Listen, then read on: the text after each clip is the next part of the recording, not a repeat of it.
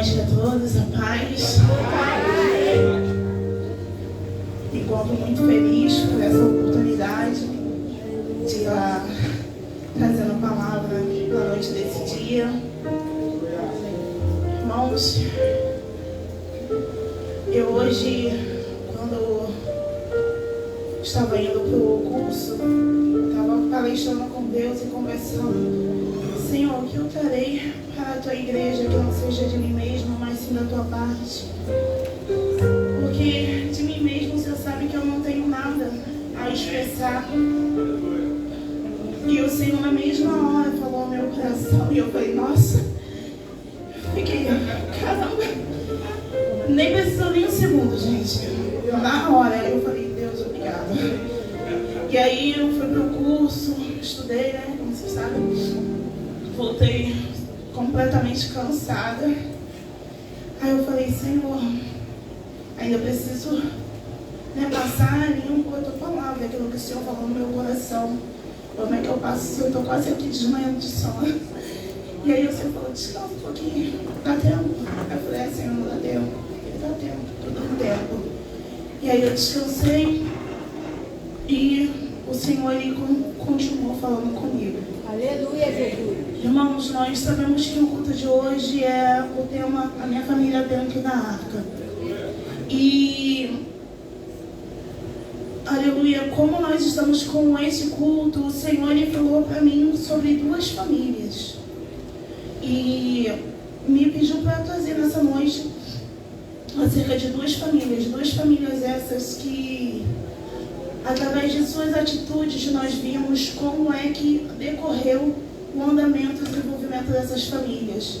Por uma, a gente vê a destruição completa desta família, a ponto de não sobrar ninguém.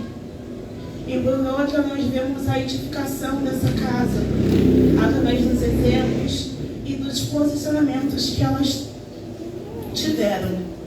A primeira família, meus irmãos, é uma família conhecida por alguns, por outros possivelmente possa não ser conhecido, mas nessa noite, através do Espírito Santo de Deus, eu irei apresentar a vocês, e que os exemplos bons possam ficar e que vocês possam analisar como tem sido as suas atitudes perante as suas famílias, a sua casa, os seus filhos. Quais são os exemplos que vocês têm passado? Amém? A primeira família que nós iremos falar é a família de Eli. E quem era Eli? Eli era alguém que veio da linhagem de Levi, cujo o seu avô era ninguém menos que Arão. E Arão foi um dos primeiros sacerdotes escolhido por Deus para estabelecer esse ofício perante o povo hebreu. E Eli, além de ser sacerdote, naquele tempo ele também era juiz. E eu, parando para estudar um pouquinho, eu descobri que Eli ficou com essa responsabilidade de sacerdote e juiz do povo de Israel durante 40 anos. 40 anos a qual ele julgou e, aleluia, ensinou o povo de Deus a como deve-se adorar, como a pessoa deve se achegar a Deus e entregar as suas ofertas e seus sacrifícios. E isso a gente percebe que a responsabilidade dele, por ser dupla, era maior. E, aleluia, eu aprendi, que um sacerdote, ele é alguém que, aleluia, tem a responsabilidade de representar a Deus aqui na terra. Ele tem a responsabilidade de servir sacrifícios pelos diversos pecados do povo, mediar a adoração, convocar o povo a uma vida em santidade, educar o povo na lei, auxiliar em alguns casos criminais e julgar, cuidar de alguns casos de saúde, como, por exemplo, se alguém perante o povo apresentava lepra, eram os sacerdotes que viam, aleluia, e diziam realmente é lepra ou não. Então, essas eram uma das funções que o sacerdote tinha.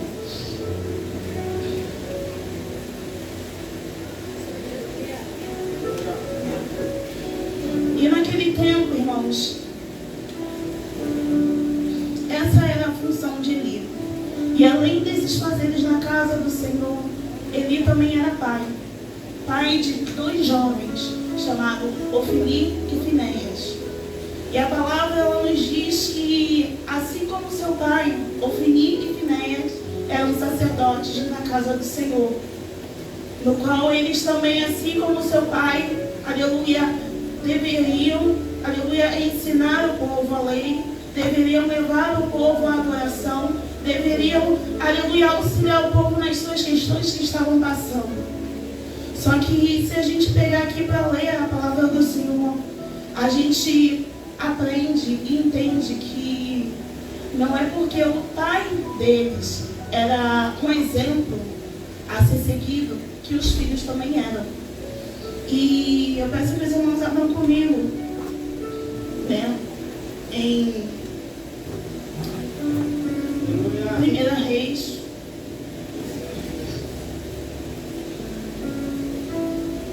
perdão, 1 Samuel, que eu abri aqui, Reis aí, a mente da cor. E 1 Samuel, capítulo 2, versículo 12. Nós vamos ler um pouquinho a respeito desses 2 jovens.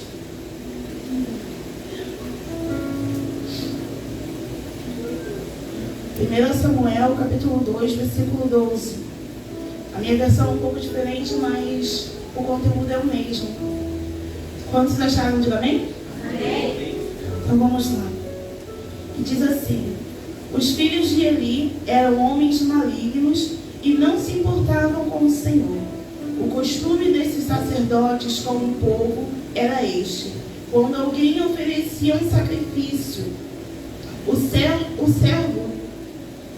do sacerdote vinha com um garfo de 3 dentes na mão, e enquanto a carne estava cozinhando, enfiava o garfo na caldeira, na panela, no caldeirão ou na marmita, e tudo o que o garfo tirava, o sacerdote pegava para si.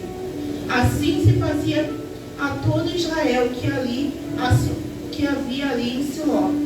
Também, antes de se queimar a gordura, o servo do sacerdote vinha e dizia ao homem que estava oferecendo o sacrifício: dê um pedaço desta carne para o sacerdote assar. Ele não aceitará de você carne cozida, mas apenas crua. Se o ofertante lhe respondia: deixe que primeiro queime a gordura, depois você pode pegar o quanto quiser, o servo do sacerdote dizia: não, você tem que entregar esta carne agora, senão eu a pegarei à força. Era, pois, muito grave o pecado desses moços perante o Senhor, porque eles desrespeitavam a oferta do Senhor. Nós vamos para o versículo 22. Eli já era muito velho e ouvia tudo o que os seus filhos faziam a todo Israel, e como se deitavam com as mulheres que serviam à porta da tenda do encontro. E disse-lhes: por que vocês fazem essas coisas? Pois de todo este povo ouço constantemente falar das coisas mais que vocês fazem. Não, meus filhos, porque não é boa a fama esta que eu ouço. Vocês levam o povo do Senhor a transgredir.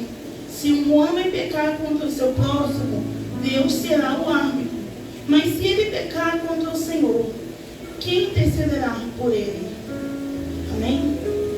Irmãos, como eu falei antes, os deveres dos sacerdotes eram ser representantes do Senhor perante o povo. E como nós acabamos de ler aqui, os filhos de Eli eram homens malignos, homens perversos, que, aleluia, faziam coisas horríveis perante o Senhor e perante o povo. E aí, aleluia, eu me pergunto: como pode pessoas malignas serem representantes do Senhor na terra? Como pode elas darem exemplo? Como pode elas dizerem que são canal de Deus para as nossas vidas? De fato, não tem como.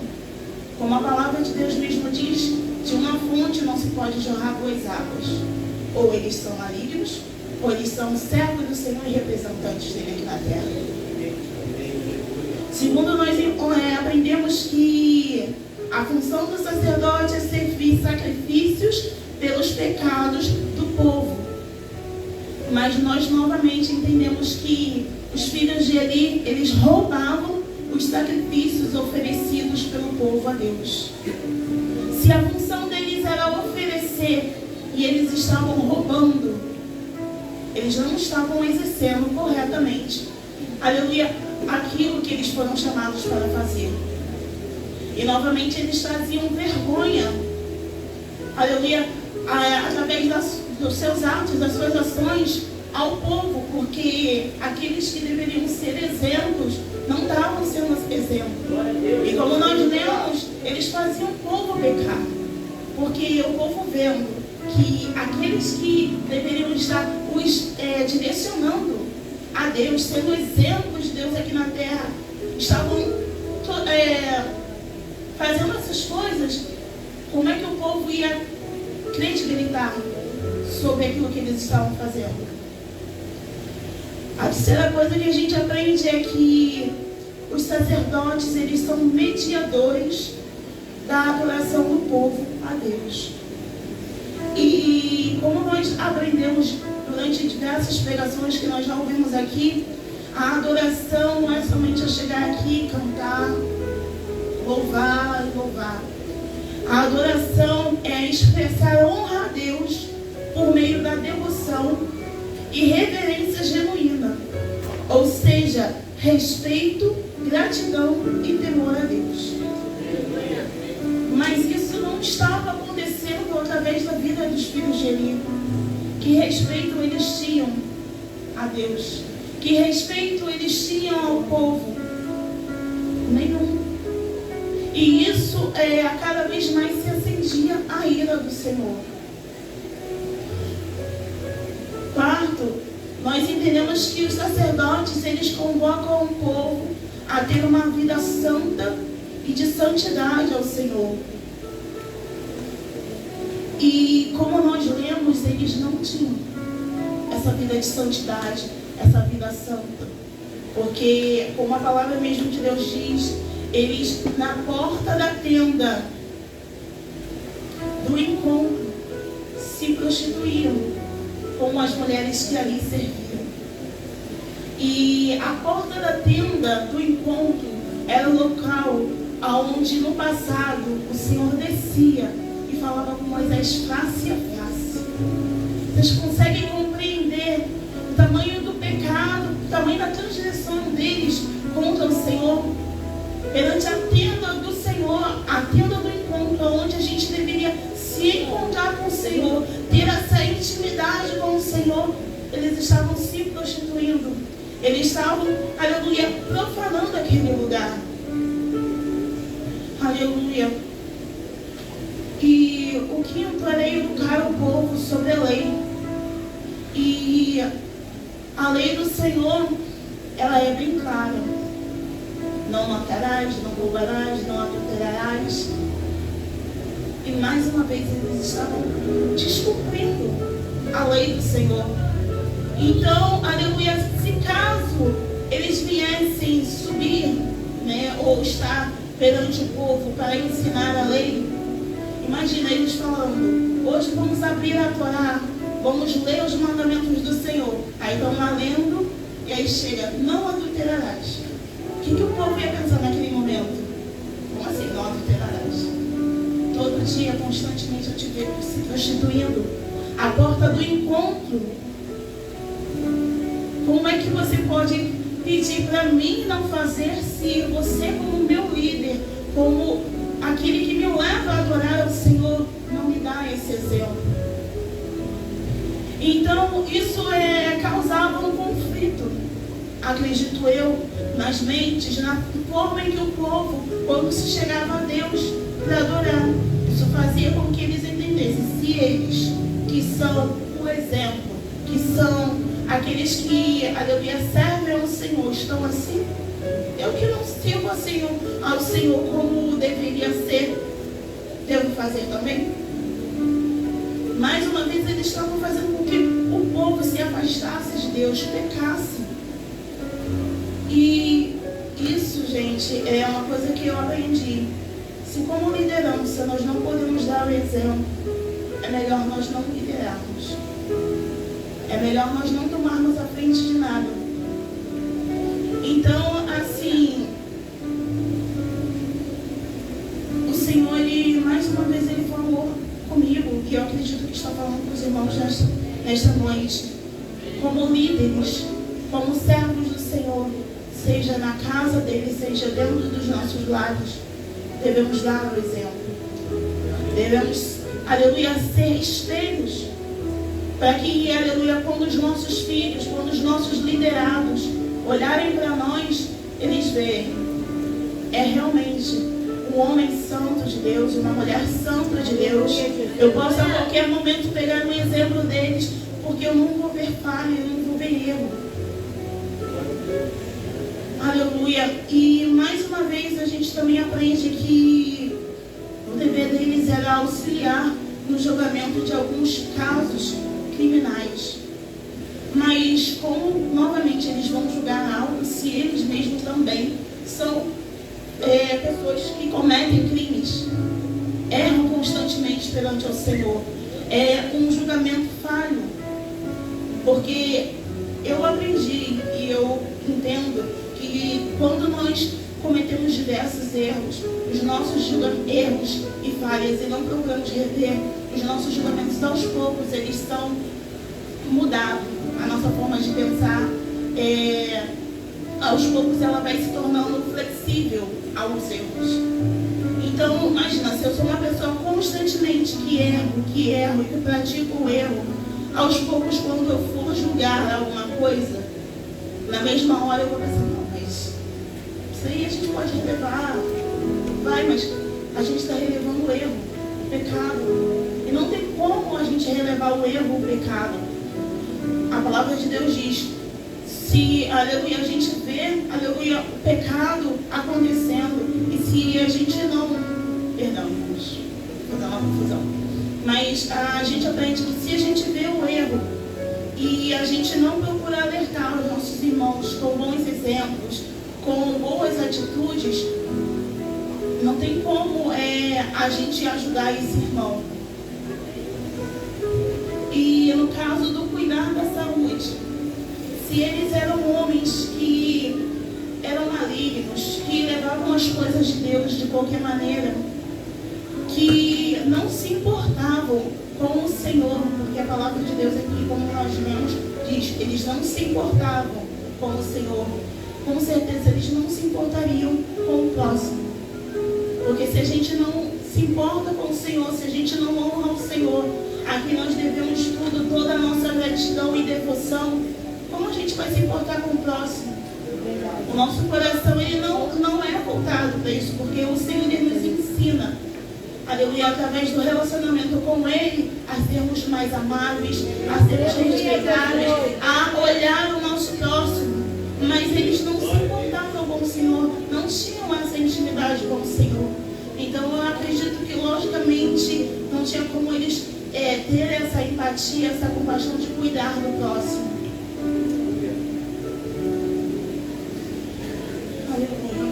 Aleluia, glória a Deus, Senhor. Irmãos, aqui no versículo 22, nós vemos que Eli, aleluia, ele era um homem que era um exemplo para o povo, mas para os seus filhos ele não era um exemplo. Eu tomo essa conclusão porque aqui no versículo 22 diz, Eli já era muito velho e ouvia tudo que seus filhos faziam a todo Israel, e como se deitavam com mulheres que serviam à porta da tenda do encontro. Ao ler esse versículo, eu entendi que Eli foi um homem que se preocupava mais com as coisas do Senhor, mas deixava a desejar dentro do seu lar. Deixava os seus filhos crescerem, viverem, tomarem atitudes conforme eles pensam, conforme eles acham que é certo. Ele não educava os seus filhos no tempo certo. E aqui a gente vê que ele só foi chamar a atenção dos seus filhos quando já era velho. E como eu disse anteriormente, ele ficou perante o povo como juiz e sacerdote durante 40 anos. 40 anos, gente.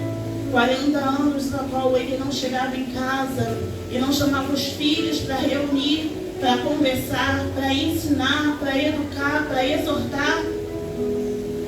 E quando já mais velho, é que ele se toca. Mas ele não se toca porque ele olha para o seu lar e vê a situação, como é que está o seu lar.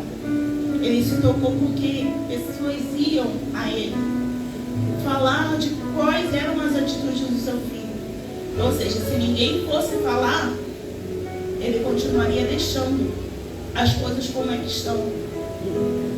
E a palavra de Deus diz aqui que ele começa a conversar com os filhos, querer chamar eles à responsabilidade para que eles venham a entender que a posição em que eles estão, eles devem servir ao Senhor com honra, com gratidão, devem ser fiéis ao Senhor, serem exemplo. Mas, como a gente leu, ele já era velho e os filhos já eram independentes. Os filhos, vamos dizer assim, já tinham a sua liberdade. E no finalzinho, no versículo 26, 25 diz: mas eles não ouviram a voz do seu pai. Ou seja, o coração deles já estavam cauterizado, fechado, endurecidos.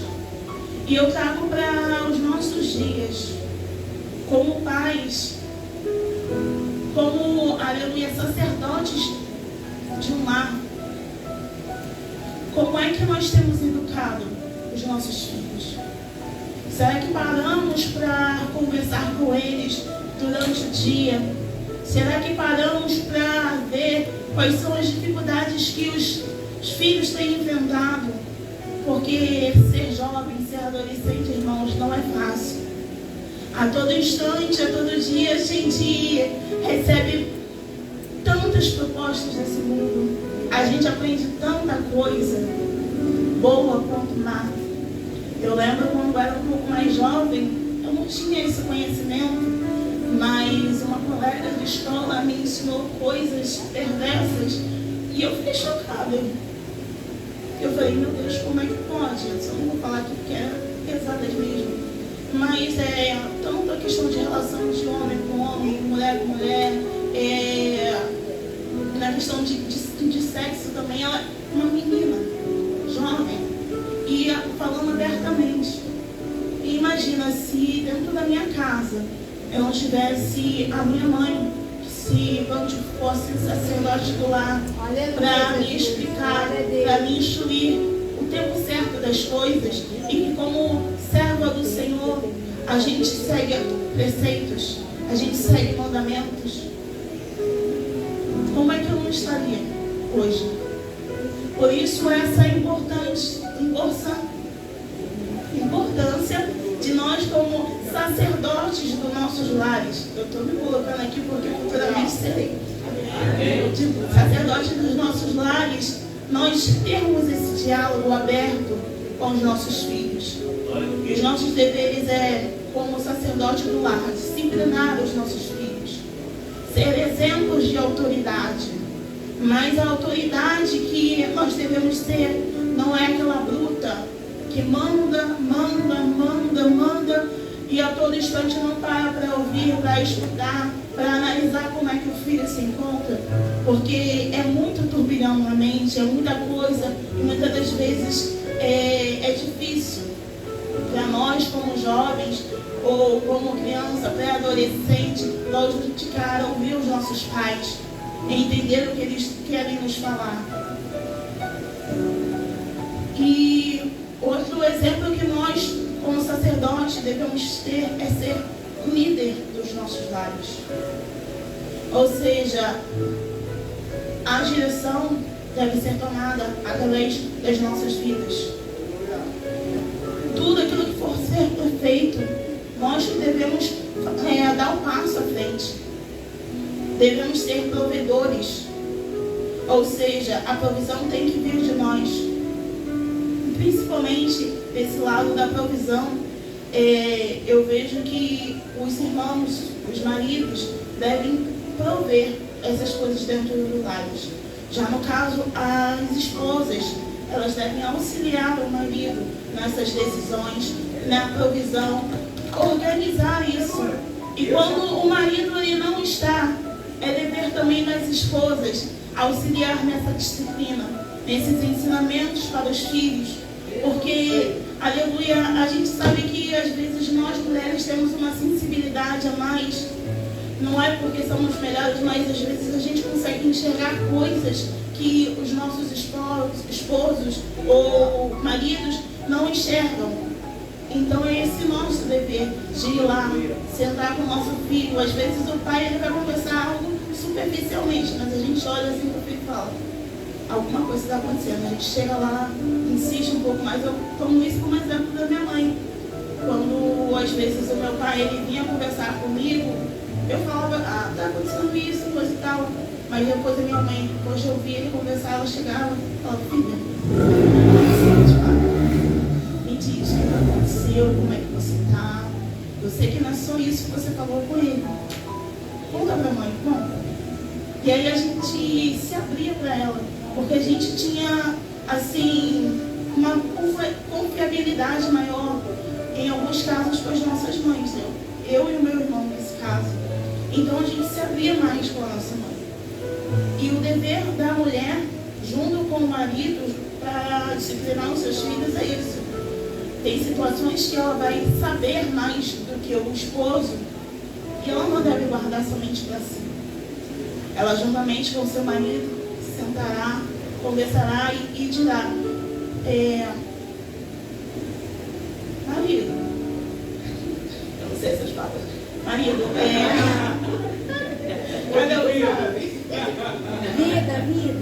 vida. Então, eu sei que você conversou com o fulano e ele falou que estava tudo bem, que era algo passageiro, mas eu tive essa oportunidade de ter esse diálogo mais aberto com ele e eu vi que está se passando por isso. Vamos ajudar, vamos estender a mão, vamos ver um meio de como a gente pode ajudá-lo a solucionar e sair dessa situação. No caso, pelo menos o exemplo que eu tive, o pai ele fazia uma coisa para ajudar o filho, mostrava um caminho e a mãe apoiava. Então, tipo assim, eu estava com uma dificuldade, por exemplo, na escola. Eu sempre tive essa dificuldade, quando mais nova, de compreender uma matéria. E aí o meu pai uma vez falou assim, isso é fácil, o jeito dele falar, é fácil, você só tem que fazer isso. Se você fizer isso, você vai conseguir se desenvolver um pouco melhor. Aí eu, tá bom. Aí a minha mãe depois vinha lá. Então, o que o seu pai quis dizer é que você deve fazer isso, mas preste atenção quando o professor estiver dizendo. Aí ela contava um exemplo assim. Eu quando era mais nova, eu era craque. Qualquer coisa que o meu professor falava, eu conseguia absorver de uma maneira tal que às vezes eu pegava a matéria do mês inteiro só com uma fala conversando com ele. Então você precisa prestar atenção no meio que ele fala. O professor ele gosta de falar, ele gosta de conversar. Com alunos que perguntam, então ele abre a boca e fala. Mas se você prestar atenção, você vai entender. E eu falei, mas mãe, eu já olhei para ele, já ouvi, é difícil, eu não entendo nada que ele está falando. Ela falou, você precisa escutar, parar de conversar, focar mais. E aí eu falei, vamos fazer, né? Vamos fazer esse teste para ver se dá certo. E fui lá e fiz, irmãos, e deu certo. Eu consegui compreender coisas que, assim, antes estavam difíceis para mim. Então esse é o dever dos pais, estarem a todo instante dispostos a olhar a situação dentro do seu analisar o que tem se acontecido. E não fazer como ali. Deixar com que o tempo passe. Deixar com que as situações aconteçam. E depois, quando vier a tentar ajudar ou a corrigir, infelizmente será tarde demais. Não terá como fazer o tempo voltar. Os corações dos seus filhos, enquanto são mais novos, enquanto são jovens, são mais receptivos, ainda que rebeldes, ainda que resistentes em algumas situações, estão mais abertos. Mas quando o tempo passa, os pensamentos se enchem, o coração se fecha. E como é que entrará os ensinamentos? A segunda família que eu quero apresentar a vocês, irmãos, já estou terminando.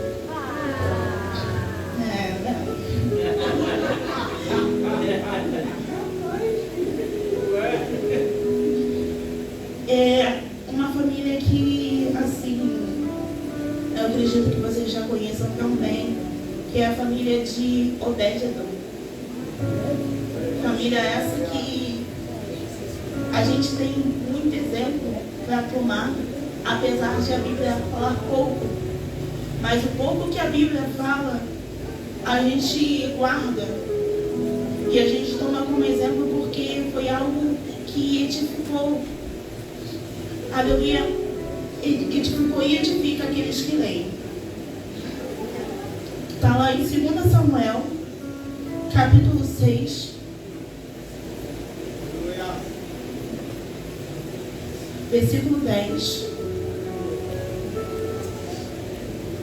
Nós sabemos que, irmãos, depois que Eli conversou com os seus filhos, houve uma profecia sobre a sua casa. E essa profecia foi que os descendentes dessa casa não chegariam à idade adulta. Não cresceriam, não teriam uma vida para continuar e viver. E depois disso, a palavra de Deus, essa profecia, ela se cumpriu. Ofni e Finéias, quando um povo inimigo do povo de Israel veio contra Israel e Riá, morreram em batalha. E a arca do Senhor, ela foi tirada, foi levada para outro povo. E o povo do Senhor mais uma vez faleceu na mão dos seus inimigos. Já aqui agora em 2 Samuel, no capítulo 6, nós vemos que Davi, ele recupera a arca da aliança do Senhor. E com felicidade ele leva essa arca para a casa de Uzá. E a arca, ela fica na casa de Uzá durante um tempo, mas nós não vemos nenhuma mudança dentro da casa de Uzá, dentro da família de Uzá. Então, no versículo 10 diz assim: assim Davi resolveu não levar a arca para a sua cidade de Jerusalém. Em vez disso, ele mudou a direção e a levou para a casa de Obed-Edom, que era na cidade de Gate. A arca da aliança ficou ali 3 meses, e o Senhor abençoou Obed-Edom e a sua família. O rei Davi soube que por causa da arca, o Senhor havia abençoado a família de Obed-Edom e tudo o que ele tinha. Então tirou a arca da casa de Obed-Edom e com uma grande festa a levou para a cidade. Irmãos, se a gente parar para analisar, a família de Eli eram sacerdotes que serviam na casa do Senhor e os seus filhos constantemente tinham acesso à arca do Senhor, tinham acesso à presença do Senhor, a servir na casa do Senhor, mas eles não valorizaram essa presença, essa arca que tinha junto com eles. Eles não deram valor para aquilo que eles tinham junto com eles. Mas quando a gente vê aqui, quando a arca ela chega na casa de Obed-Edom, em apenas 3 meses, a gente vê a mudança que acontece sobre aquela casa. E eu fui pesquisar um pouquinho para conhecer quem era Obed-Edom. E o que eu encontrei dizia assim, que Obed-Edom também era um levita, responsável pelos serviços religiosos no tabernáculo. E mais tarde no templo também servia no templo de Jerusalém. A sua vida era cotidiana, consistia nas suas obrigações como porteiro do tabernáculo, além da sua vida familiar e social. Ou seja, Obed-Edom, ele era alguém que servia a casa do Senhor, assim como os filhos de Eli. Também era um sacerdote, procurava, aleluia, fazer o seu serviço na casa do Senhor de melhor forma, para adorar e glorificar o nome do Senhor.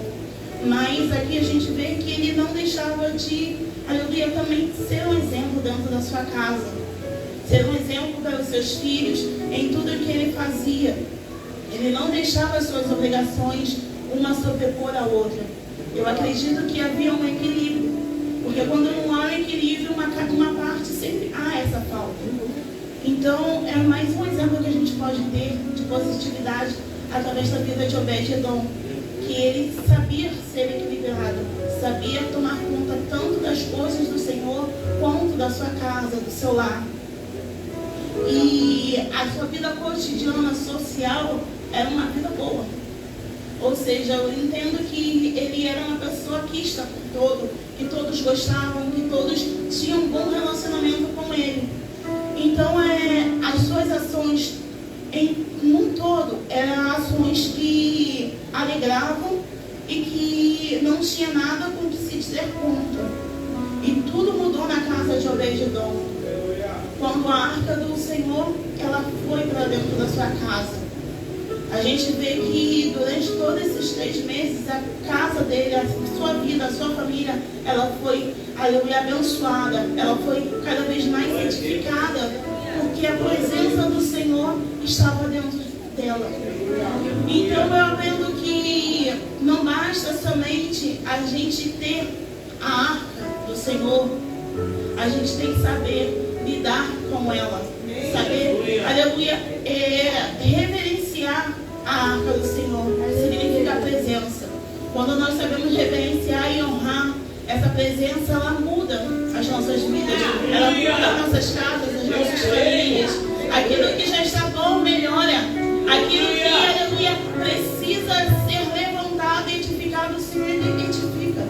Porque nós sabemos honrar, aleluia, e respeitar essa presença que tem dentro de nós, dentro das nossas casas. E isso só acontece quando nós também somos exemplo. Eu acredito que Obed-Edom, assim como eu falei anteriormente, ele procurava se reunir todo momento com seus filhos, com a sua família, conversar, ter esse momento de lazer, sabe, esse momento de diálogo. Hoje em dia, poucas vezes a gente vê isso. Dentro de uma casa, uma família parar para conversar, para perguntar como é que foi o seu dia, qual dificuldade você está tendo, eu posso te ajudar. Poucas vezes a gente vê famílias se reunindo para orar. Orar um pelos outros, orar para que haja prosperidade, orar para que haja livramento, orar para que o Senhor venha perdoar os seus pecados, as suas falhas. E isso, infelizmente, é uma coisa que tem se perdido. E eu, pelo menos, irmãos, eu sinto cada vez mais falta. Eu digo isso porque dentro do meu lar, de um tempo para cá também, a gente cada vez menos oramos em união. E eu lendo essa palavra, o Senhor falando comigo, Ele me tocou acerca dessa união, dessa comunhão entre cada um, independente de professar a mesma fé ou não. É como se fosse num aniversário. Alguém está fazendo uma festa de aniversário, a gente sabe que tem pessoas de diversas religiões, mas sempre tem um que se levanta e fala: faz uma oração. Vamos orar pelo aniversariante, para que Deus venha abençoar a vida dele. E todo mundo, independente da sua religião, ora junto. E é isso que nós, dentro do nosso lar, devemos procurar fazer. unir a família, unir os nossos irmãos, os nossos parentes e orar pelas vidas deles, porque quando nós oramos, o Senhor Ele trabalha da sua forma, na sua maneira, no seu tempo. E, irmãos, eu não tenho muito mais o que acrescentar, mas eu quero pedir que esse exemplo de família unida, família que, aleluia, gosta e se alegra com a presença do Senhor dentro da sua casa, que sabem honrar a presença do Senhor, elas fiquem na vida de vocês. Se algo que vocês têm analisado dentro da sua casa que está faltando, que nessa noite vocês venham pedir para Deus direcionamento, pedir estratégias de como consertar essas áreas que estão falhas, porque se nós queremos a nossa família dentro da presença do Senhor, dentro da arca do Senhor, nós precisamos cada vez mais orar, precisamos olhar uns para os outros com um olhar de amor e termos, aleluia, a direção do Espírito Santo de Deus nas nossas vidas. Amém, irmãos? Que a Senhor dê essa oportunidade.